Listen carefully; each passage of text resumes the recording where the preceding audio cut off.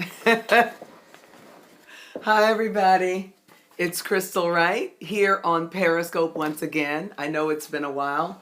Let's see if we can get this thing more like that. And let's deal with this light over here. Okay, listen, I hope you guys like this topic.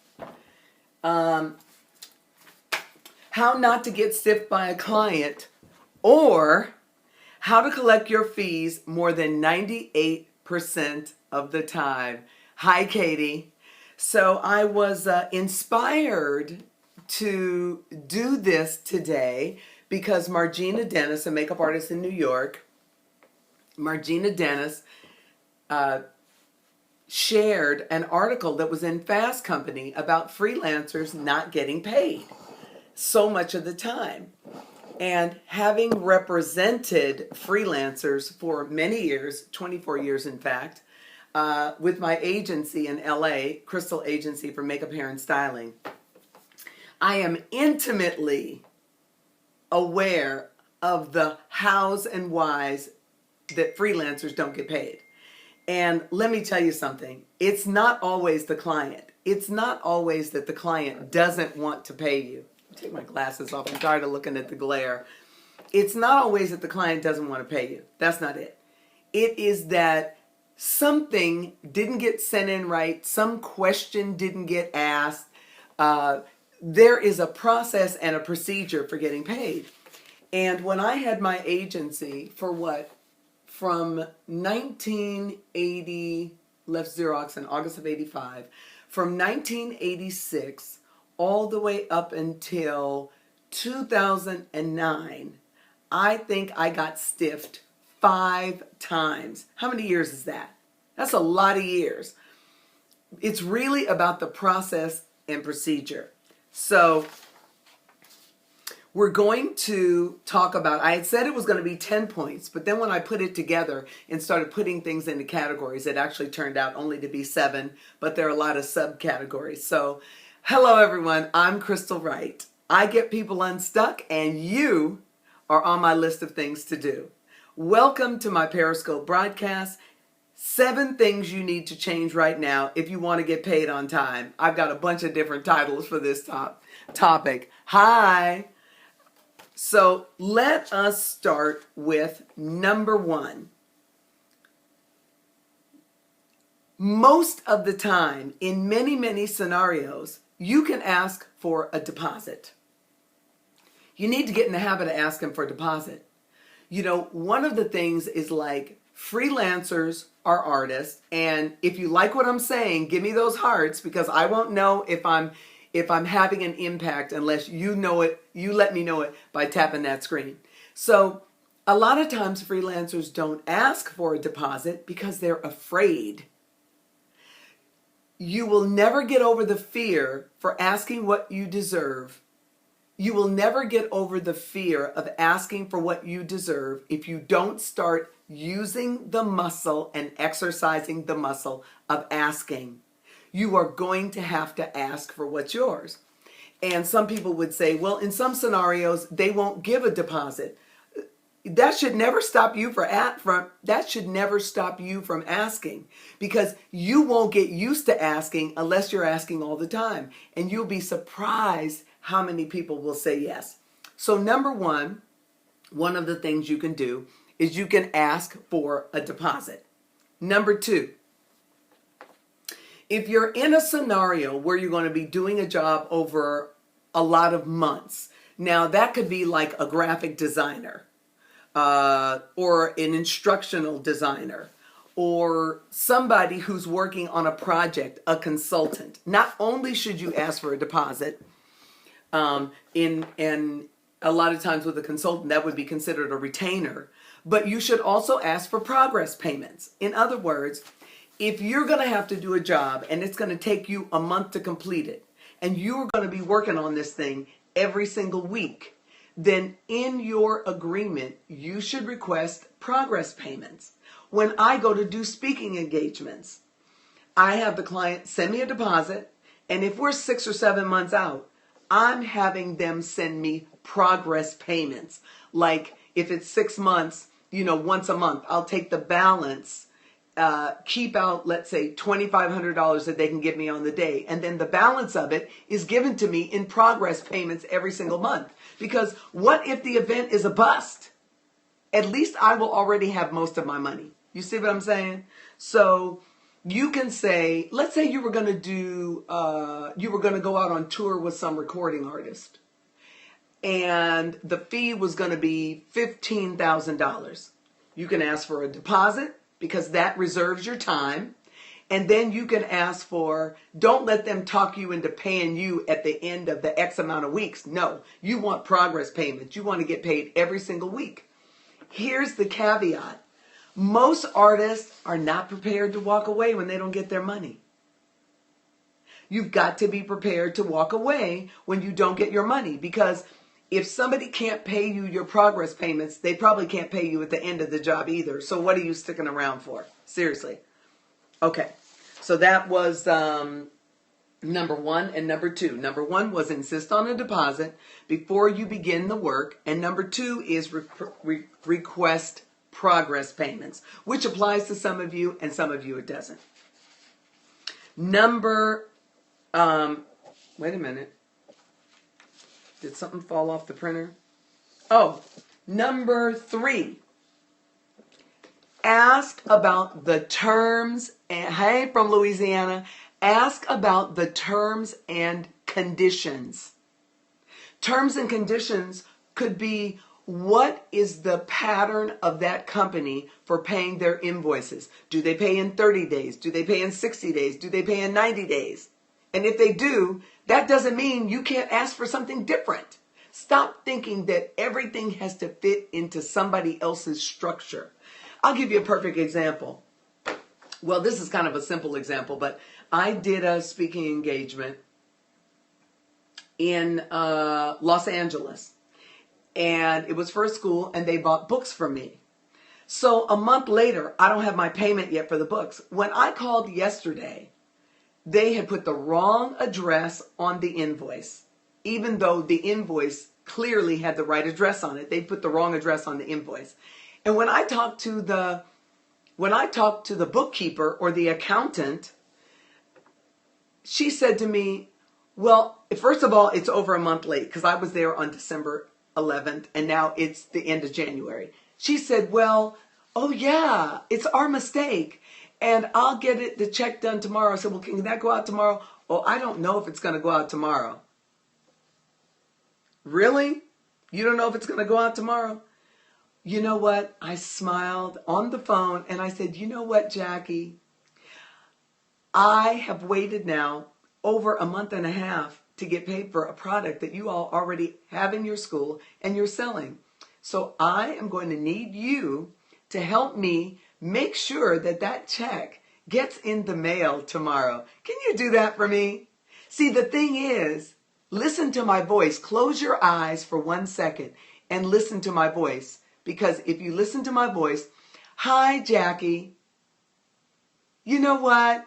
I'm really going to need your help on this because I've waited a month and a half and I'm going to need you to do the best you can to get that invoice in the mail. Now, the reason I told you to close your eyes is because if you close your eyes, you can still hear the smile in my voice.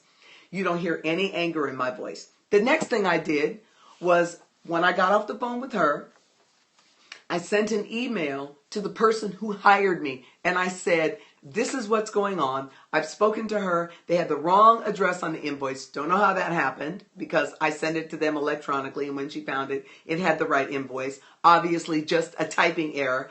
But I need you to ensure that that check goes in the mail tomorrow morning and it doesn't miss the mail. It can't go out on Monday. It needs to go out on Friday. So my backup was to call the person that booked me who can walk into the bookkeeper or the accountant's office and say, hey, is that check ready for Crystal? Because guess what?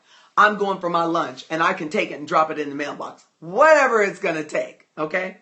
So you want to ask about the company's terms and conditions for paying invoices And in your own database, what is a database? Let's not get confused by the words. It's not that serious. What is a database? It is your address book. Most address books have a place for notes. These are the kinds of things you can put in the notes section, right? You can put it in the notes section of your address book so that when you're sending an invoice to that client, you know what their terms and conditions are. And if you agree to something different, or they agree to something different, in other words, they're going to pay your invoice in 15 days instead of 30 days, you need to have that in your notes, because the more clients you get, the harder it is to remember what the terms and conditions are for each person. Okay. The Bible says, and I say, you have not because you ask not. I drill this into the heads of my PYP grads. You have not because you ask not. You can't sit around thinking about asking for somebody. You got to open up your mouth, and let the words fall out. You see what I'm saying? Okay. So, one of the things artists don't like to do is they just don't like to ask a lot of questions. They think that by asking questions, that's going to annoy the client. Here's what I have to say about that. Who's more professional? The person with a list of questions they need to get answered in order to pay their bills, or the one who has to call back 3 times to the same person to get those questions answered that you have to get answered in order to submit the invoice and get paid? Come on now. I would rather talk to somebody one time who calls me up and says, do you have a couple of minutes so I can ask you a few questions so that I make sure that I get my invoice in done properly the way that you all would like to have it? See, now what you're doing is you're saying, I want to satisfy you. It's not about me. It's about you. I'm going to ask you these questions so I make sure I do things properly to satisfy your requirements. Hello. Next thing, find out what documentation they need to pay your invoice. You see, if you send in an invoice and the invoice is over $600, that means that the client has to send you a 1099 at the end of the year. So if you send an invoice in without a W-9 form, free on the internet, type in W-9 form. Do not pay anybody for a W-9 form. They got scams all over the internet. Just it's something.gov and you can get it. I'm sorry I don't remember it, but put W-9, .gov and you will find a W-9 form that you can download for free. Because guess what? When you work for a company the first time, most of them, 99.9% of them, want a W-9 form from you. You don't have to wait for them to ask you for the W-9 form. When you send in your invoice, you can attach a W-9 form and send it in with it. See, what happens is you send your invoice in. You've never worked for this company before. You don't send in a W-9 form. What happens to your invoice? Your invoice goes on the stack of invoices that we're going to get around to when we get some time, because everybody who has a W-9 form on file with us or sent in their W-9 form is going to get paid before you do. And then you're sitting out there wondering why you're not getting paid. You're not getting paid because you didn't do something right, not because they didn't do something right. It's a business, folks. Wake up. It's a business. Stop thinking that it's just lipstick and it's just a hair dryer and it's just a blow dryer and we're going to go out and do some styles and we're going to go out and party afterward, because you won't have any money to party if you don't get paid. How about that? The other thing is some companies have you fill out a W-4 form. If you go to work on a job where they are going to put you into payroll and they haven't given you it's either a W-4 or a W-2 form, you need to ask them for it. Say, by the way, do you have any paperwork that you need for me to fill out in advance so that my checks arrive on time? You see what I'm saying? Number 4. I think this is number 4. I got my numbers all mixed up. Get a deal memo signed. Stop being afraid to send in a deal memo. There are examples of deal memos in the Hair, Makeup, and Fashion Styling Career Guide. Did you know that? Did you know that? Send in a deal memo. It doesn't have to be as formal as that. You could create the deal memo, put it on a Word document, or put it in an email, save it as a draft, and every single time you do a job, you can send out that deal memo and get them to print it out, sign it, and you know what? So what? They don't have a fax machine. They have an iPhone. They can sign it, take a picture of it, and email it right back to you. That is the confirmation of the terms and conditions under which you're going to work on a specific job. Okay? If you don't get a deal memo signed, don't be upset that you're not getting paid. Don't be upset that the job goes into overtime and you didn't put overtime on your deal memo, so you're getting a flat rate and everybody else on the job is getting, is getting overtime. That's not their fault. That's your fault. Okay? Next. Unless your name is Marcus Lemonis and you have a TV show called The Prophet, I would suggest you stop doing business on a handshake. You see what I'm saying? I love Marcus Lemonis on The Prophet.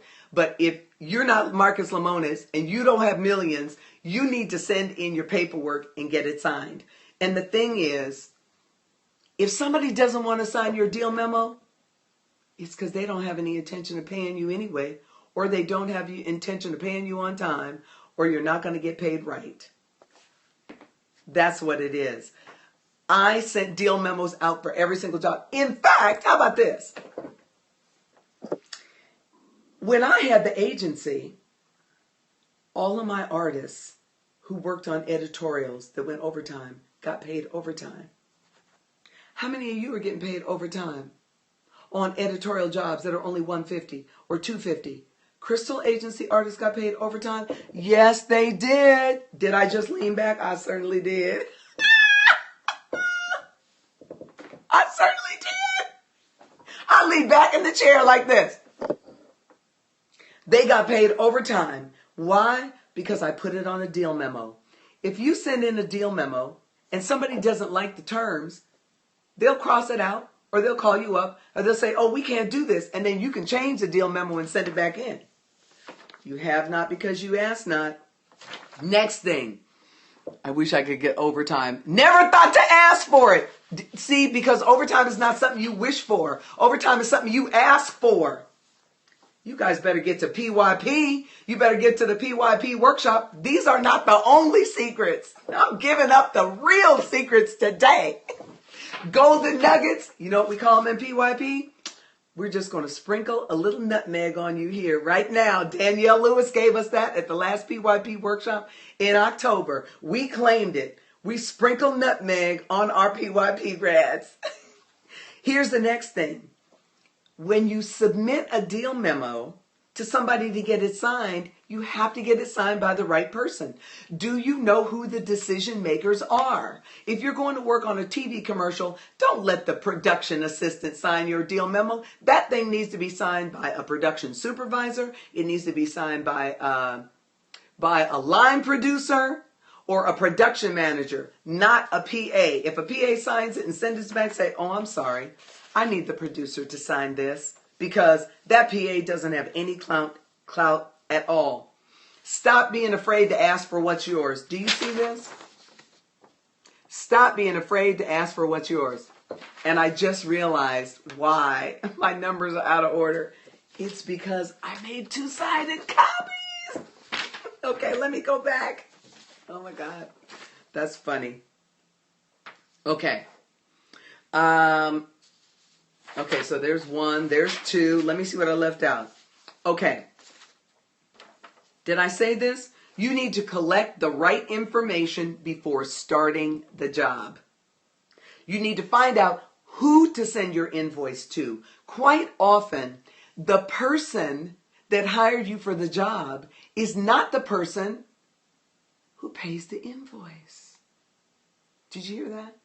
The person that hires you, the producer, is not the person who's going to be paying you.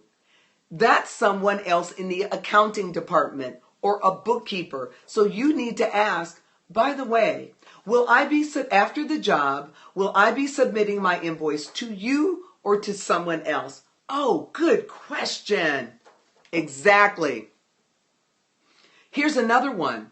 This is not about invoices, but it is about credits. Your credits. If you're working on an editorial, the person that's hiring you to do the editorial may not be the person who's responsible for making sure that your credits get printed properly. How many of you have been unhappy because your credits didn't appear in the magazine? They appeared wrong in the magazine. They credited somebody else in the magazine. But did you ask the editor, the bookings editor, the sittings editor, whomever hired you? If it's a small magazine, it might have been a photo editor, or it might have been, the art director. Did you ask them, by the way, at the end of the job, who should I be submitting my credits to so that my name and website are credited properly in the magazine? Yep. They might be backwards, but they're still relevant. Let's see. Is this 5 and 6 or 4 and 5? This is 5 and 6. I just did 5. That was get a deal memo signed. When we get done, I'll go back and tell you what numbers they are, okay? Send, number 6, send a professional invoice. No, not that scratchy piece of paper with all those other notes on it. That is not an invoice. Worst case scenario, you should, if you insist on giving out paper, you should go to Staples or Office Depot and buy a little book of invoices. $8.99, $10.99, a little book of invoices that have carbon copies, so that when you write them out and hand them to somebody, and make sure you're handing them to the right person. Is somebody trying to call me? Can't talk to them right now. That you're giving it to the right person. Now, what is a better solution than Staples and Office Depot? QuickBooks.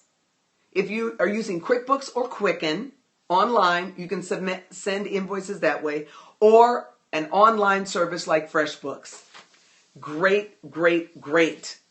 I think even PayPal now has, you can send a PayPal invoice, but send a professional invoice. Here's another really important. Oh, somebody says Wave Apps, it's free. Okay, I didn't know about that one. There you go. That's what I'm talking about. Share the good stuff. Come on now, share the good stuff. Here's an important one. Are you ready? Are you listening? Are you taking notes? Send the invoice in within 24 hours. Because if the producer is the person getting your invoice, the producer may be a freelancer too, just like you. He or she is trying to wrap out the job so that they can move on to something else. If you send the invoice after 24 hours, the producer might be done and gone, and now your invoice is just hanging around in limbo. At the end of the job, go home, clean the makeup brushes, and send out the invoice. That's what's up. Okay?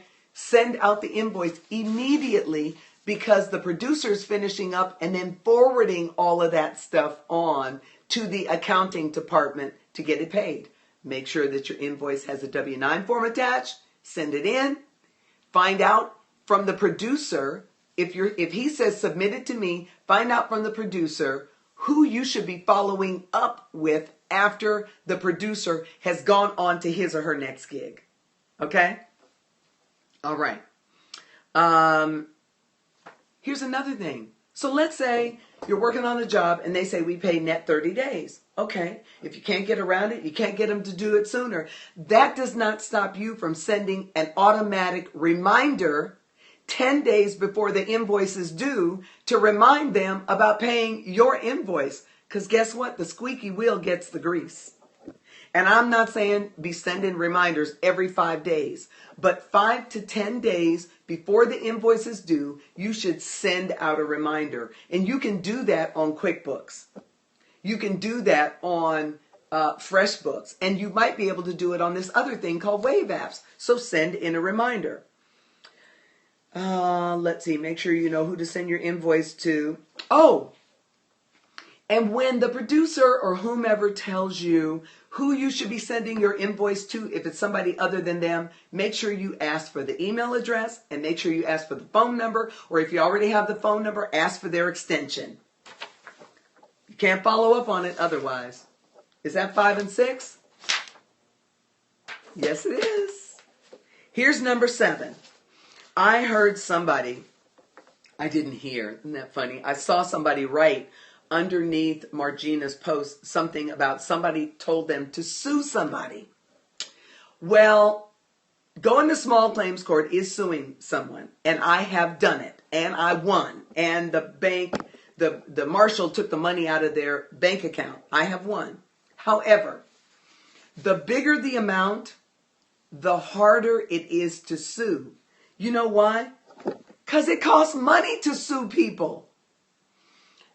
No attorney is going to take your case just because somebody owes you $10,000. They might say, oh yeah, I'll take the case, but I'm going to need a $30,000 retainer. Now what are you going to do? This is why prevention is better than the cure. And prevention is all the things I just told you to do before you get to the point that you feel like you need to sue somebody. And here's another thing. If collecting on a $500 invoice is going to put you in the poorhouse, you can't afford to sue somebody anyway because you don't have any money. Let me tell you a little story. It almost took me out. When I had Crystal Agency in LA, we had gotten a job. We had gotten a call from a freelance producer about turning somebody into like a really huge fat person. Like they had to look like they were 300 pounds. And before I know it, the whole thing has shifted. That producer's off the job. We're getting a call from somebody and being told that we're now getting ready to do a job with Death Row Records. Suge Knight. So I, at that point, insisted that we get a big deposit up front. They brought us, I think, like $2,500 cash. But then the job was so expensive that I asked for $10,000 up front. They brought me a cashier's check for $10,000. Did you know that a cashier's check could be stopped? Did you know? Did you know that?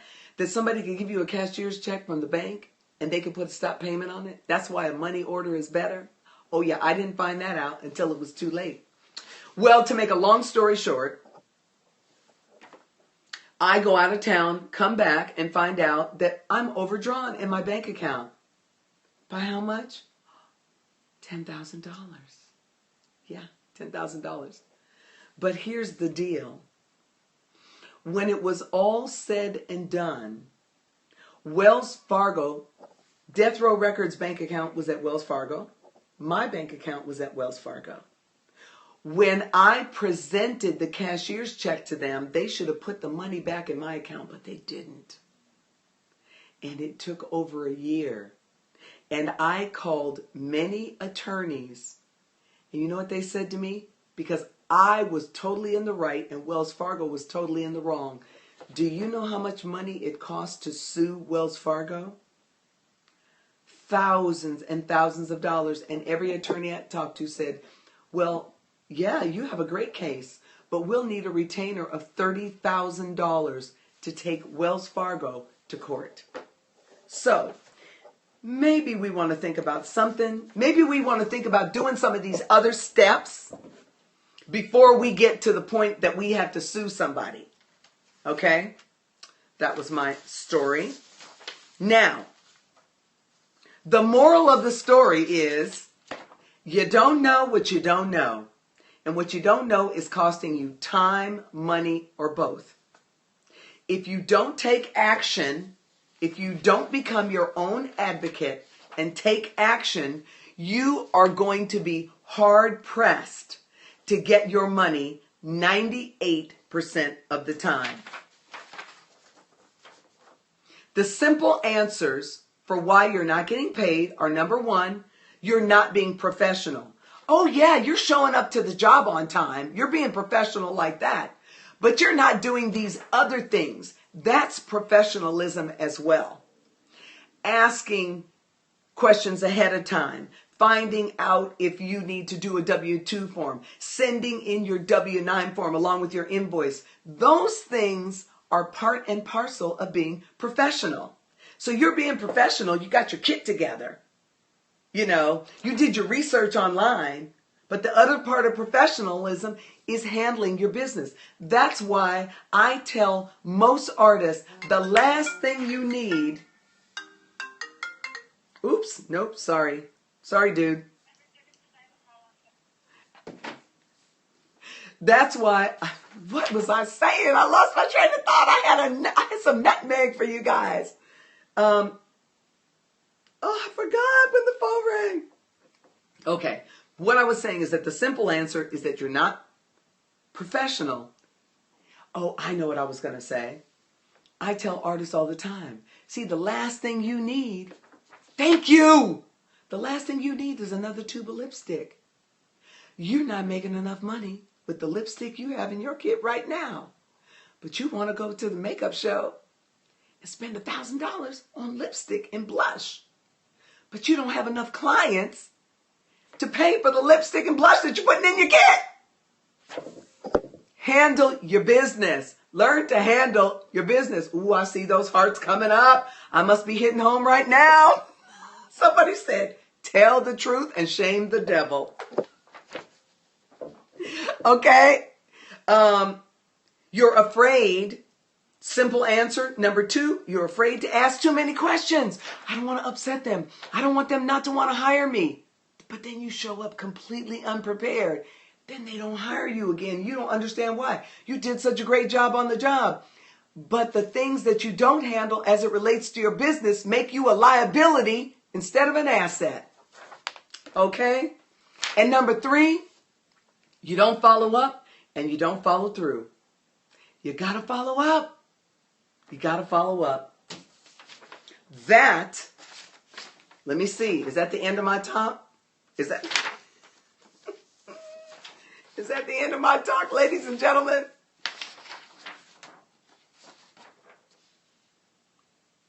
Yes. Was that good? Did you guys like that? Show me. Did you like it? Did you like it? Did you get something out of it? You better tell me. You better tell a sister right now.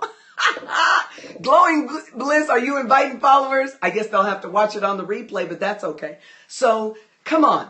Does anybody have, priceless. Let me see. That was valuable. Yes, loved it. Awesome words. Good, good, good, good, good. You get this kind of stuff and so much more in PYP. If you've been thinking about it and you haven't done it, you think it's too much money, think about how much money you're not making by not attending. So let's open it up for some questions. Does anyone have questions or a situation that has happened or occurred and they haven't gotten paid? Oof. No? Well, if there's nothing, I am going to end my broadcast. I want to thank everybody for tuning in. I want to tell you where you can find me. You can find me at www.crystalwrightlive.com. You can also find me on YouTube /Crystal Wright Live. Do some of these steps also apply to individual clients? Why shouldn't they? Why wouldn't they? How did you get paid from the record company? Oh my gosh. Oh, you love my book. Thank you. Okay, let me tell you how I got. You say, how did I get paid on the death row job? Or how do you get paid from a record company? How do you get paid? Number 1, you send in a deal memo and you get it signed. Number 2, you find out who you should submit your invoice to in the accounting department. Who's responsible for paying? Number 3, you find out how long. Okay, I'll tell you how I got paid by death row in a minute. You're not going to believe it, but I'll tell you. Number 3, so you find out who you need to submit your invoice to. Number 4, you send in your invoice. You make sure you collect all the right information. You have the fax number, you have the email address, you have the phone number, you have the name of the person, and then you follow up. And, oh, I know what I was going to tell you guys. I'll tell you the Suge Knight story. I'll finish that story. But let me tell you something else. Here's another thing. There are identifiers. A PO number. Have you ever heard of a PO, but you didn't know what it was, but you didn't want to ask anybody because you thought it was going to make you sound stupid? Let me tell you, the only stupid question is the one you don't ask. PO stands for purchase order. 9 times out of 10, if you're working on a TV commercial or a music video, or even on an advertising job, there is a PO number that is issued. That purchase order number applies to the service that you're providing. And all you have to say is, are you issuing me a purchase order number for this job? When that purchase order number is included on your invoice, that purchase order number ensures that you're going to get paid. Because what it means is that paying you has already been authorized and approved. Another thing is a job number. 2 things you should always ask for. Is there a purchase order number for me? And what is the job number for this job? Don't ask if there's a job number.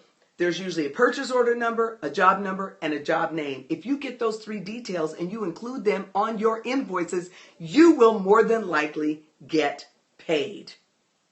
Okay? If you don't have it, they don't know where to put you.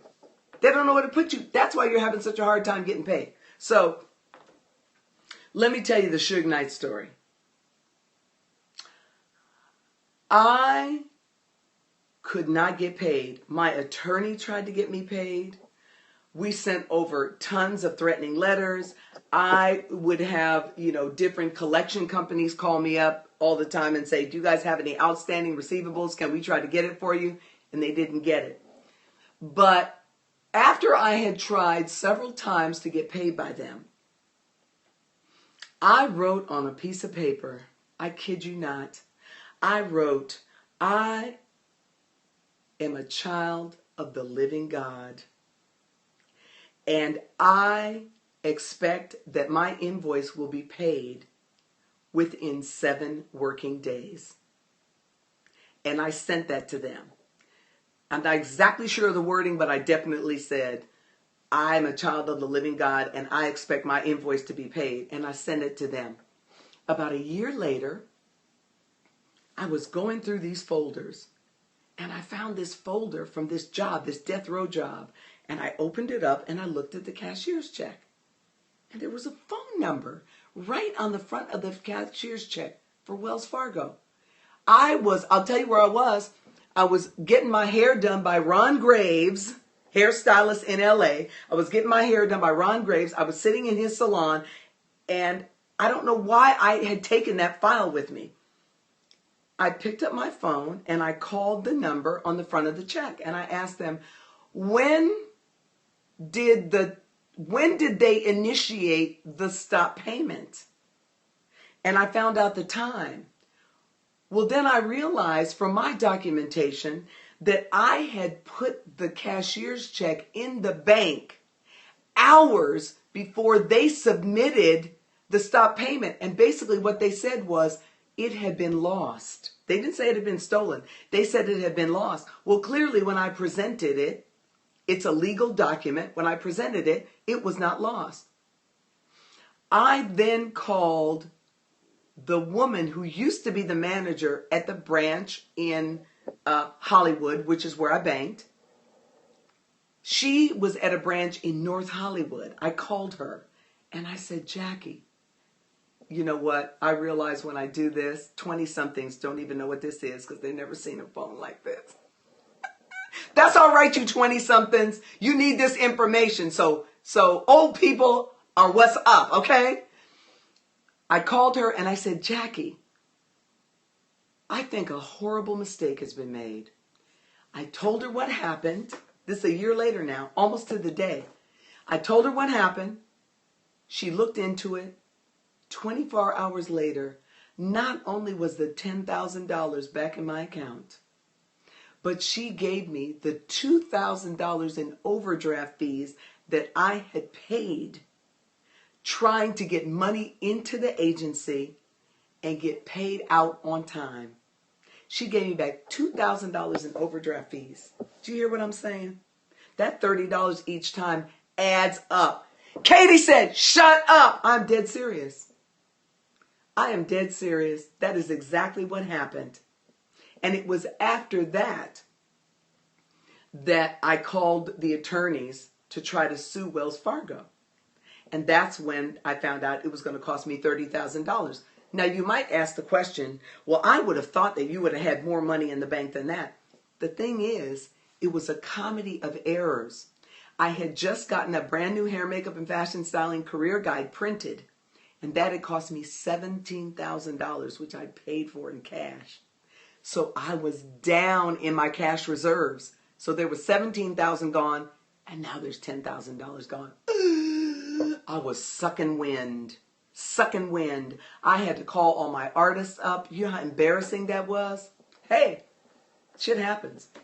If it doesn't kill you, it makes you stronger, and it makes you smarter, and it gives you something that you can share with, that I can share with all of you.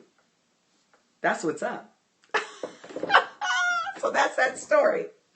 So I don't want to keep you guys. I'm going to count to 10. And by the count of 10, I don't have a question. I'm getting off. 10, 9, 8, 7, 6, 5, 4, 3, 2, 1. Do me a favor. Share this with your friends. Share it with your followers. Oh, you're so welcome. Let people know that there's some great information out here for them. If you're about to attend PYP like Katie Pillar is, I'm messing up Katie's name. If you're about to attend PYP like Katie Pillar is, and you want this kind of information and so much more, then go to my website, www.crystalwrightlive.com. Underneath the home button, you can learn everything that you need to know about the PYP workshop. I'd love to have you. I'd love to be your mentor. Goodbye.